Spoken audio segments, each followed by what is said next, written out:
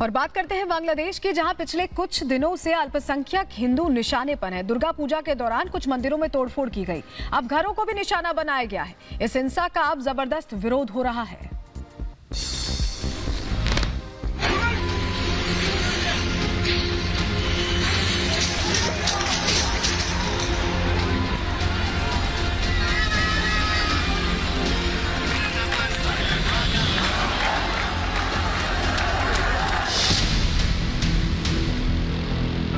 बांग्लादेश में अल्पसंख्यक हिंदुओं पर पिछले 9 दिनों से लगातार हमले हो रहे हैं।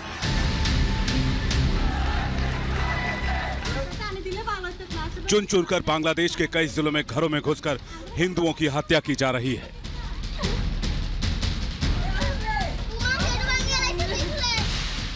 यही नहीं, मुस्लिम कट्टरपंथियों ने 70 से ज्यादा पूजा स्थलों पर तोड़फोड़ की है।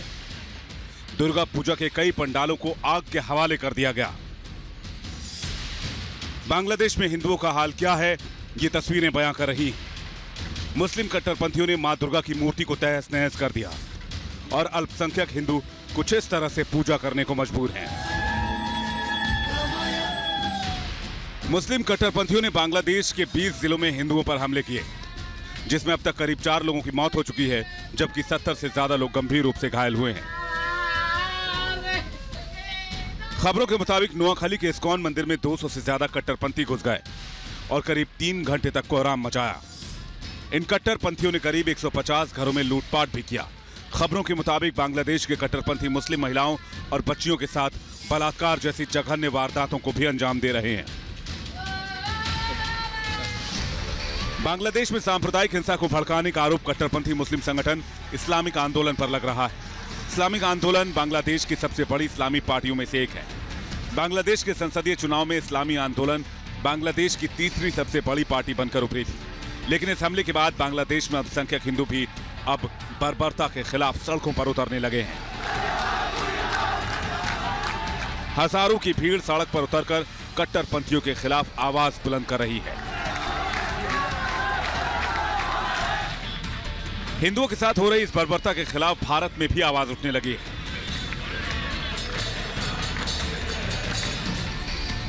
लेकिन ताज्जुब इस बात को लेकर है कि जब बांग्लादेश में अल्पसंख्यक हिंदू प्रताड़ित हो रहे हैं तो सीए विरोधी गैंग खामोश है। बांग्लादेश के मुस्लिमों के लिए नागरिकता की मांग करने वाले लोग लापता हैं। मानवाधिकार का ढोंग पीटने वाले लोग गायब हैं, जबकि आंकड़े बताते हैं कि बांग्लादेश में साल दर साल हिंदुओं की संख्या कम होती चली गई है। जहां साल 1951 में 22% हिंदू थे, तो वहीं 1961 में 18.5% हिंदू ही रह गए, जबकि 1974 में इनकी संख्या 13.5% रह गई। 1981 में घटकर 12.1% हो गए। 1991 में महज 10.5% हिंदू ही बांग्लादेश में रह गए।